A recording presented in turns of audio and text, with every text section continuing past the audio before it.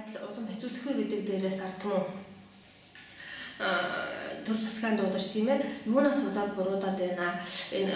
түмэн олондоо буруу нь байна уу төр засагтаа буруу нь байна уу буруугаа эртгэх юм ээ тэн дээрээсээ зөвгийгөө олоод ингээ зөв рүүгээ хөдлөхгүй бол байдал амжилт хэцүүднэ эжгээр ард түмний амьдралд оройтоод баян өдөөгийн ялгаа гараад улс орн маань ийм байдалтай цаашид байсаа байх юм бол хизээ нэгэн цагт энэ ард түмэн чинь босноо тэгээ боссон цагт бол 1990 оны тэр улс төрийн төвчөндийн шиг энэ эрх мэдэлтнүүд маань шууд байраа тавиад байр суурь тавиад өгчихгүй 7 сарын 1-нд яасан тэрнээс зэрэг зэвсэг бүхний хэрэглэнэ тэр цагт ард түмэн өөрсдөө хохироод үлдэх юм аа тийм учраас яаралтай энэ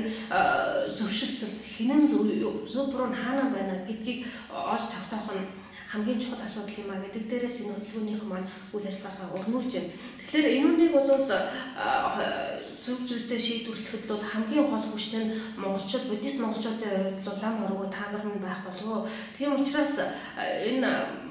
Монголын бүрэн шашинтны төв гандлагчтай эдийн тэргүүн хамтлагт энийг өргөн барьж байгаа маа. Тэгэхээр энэ төр засаг гэдэг маань бол ард түмний шаардлагаар л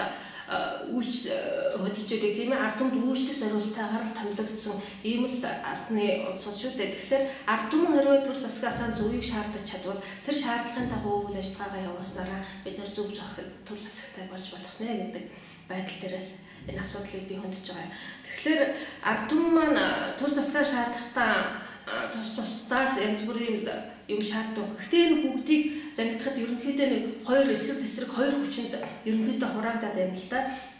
Нэгдүгээрт нь бол энэ жавсан тэргүүтэй энэ улсын орныхон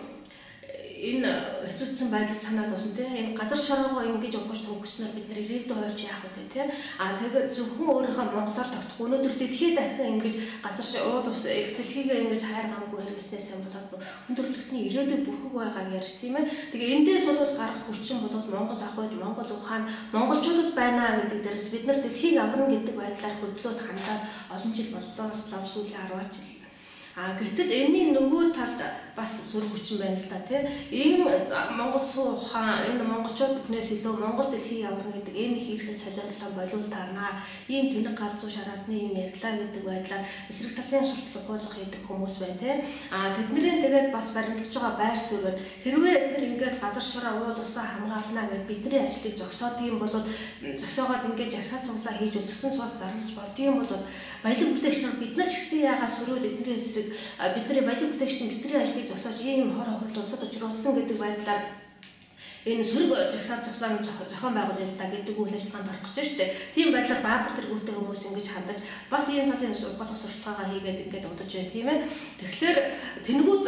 одоо ингээд газар дэлхийгээ хамгаална ирээдүйн хойш үедээ бид нар ийм сэлэгдсэн газар үлдээж болохгүй. Энүүнийг бид нар онгон жигээрэн байлгаж үлдээх ёстой. Энийгээ бид нар хайрлж хамгаалж байж энийгээ хайрлж хамгаалдаг хойш бид нар үлдээх ёстой гэдэг байдлаар хандаж байгаа улсуудыгаа энэ баабар тэргүүтэй нөгөө талд байгаасаа энэ солиорлоо энэ тэнгүүдээ галзуугийн больницынхаа тийм ээ тэгэхээр энэ тэнгүүд ингэж жагсаж суулт хийж болдгийм бол ухаантайнууд нь яагаад эсрэг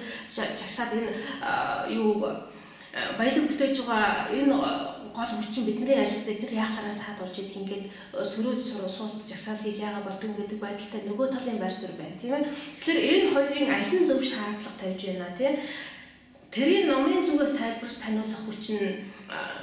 буйн нүглийн номлогч та бүхэн байж таарах нь тийм ээ буддист монголчуудын хувьд тэгэхээр аль нь буйн аль нь нүгэл юм бэ аль нь зөв үйл аль нь буруу үйл юм бэ тийм ээ энэ нэг хоёргүйний шийдвэрийг хэрвээ төр засагтаа өгөх юм бол төр засаг бүхнийг номын дагуу хийнэ яагаад гэвэл энэ төр засагч ард түмнээс сонгогдсон ард түмний төлөөлөл ард түмний үе шаардлагын дагуу хийж таарах ийм төр засаг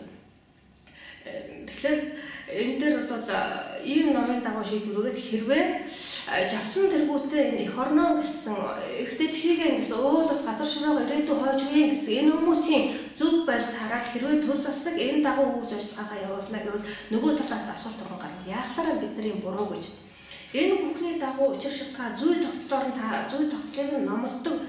гол хүчний хувьд нөгөө талд тэгвэл За та нарын үйл ажиллагаа ингээд буруу юм аа, уг углуурга нь ийм юм аа гэж учир шалтгаан зүй тогтолцооны дагуу номын номлоод өгвөл тэд нар ч гэсэн бидний алдаа эндээ байжээ гэд энэ зөв тал руугаа нэгдэж болох тийм ээ. Ингэснээр монголчууд бид зөв энэ төр засгаан зөв замаар залуурдах, энэ шинэ хүчнээ байгуулдаг ч юм уу, шинэ үйл ажиллагаанд ямар ч ёс орох, ингэж шинжлэгдсэн сайжирсан зөв төр засагтай болох ийм байдал байж болохгүй юу? Ийм байдал байж болох юм шиг санагдаад ингээд та бүхэн тандаж байгаа маа.